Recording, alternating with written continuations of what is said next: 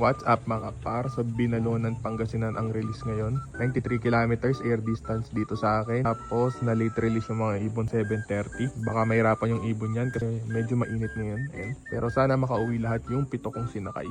So time check 8:35 na. Ayan, so 1-2 na yung mga speed niyan. So maganda yung panahon pero mainit. As of 8:46. Ayan, may first bird na tayo. Yung grizzle. As of 8:47. Second bird na yun. Hindi naman ako nahirapan pasukin sila. So, 2 out of 7. So, may naantay pa akong 5. As of 8:54.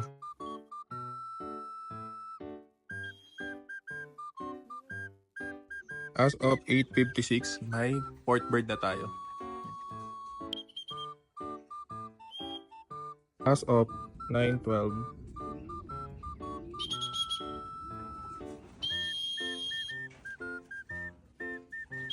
So, 5 out of 7 na tayo. So, cut off na nga.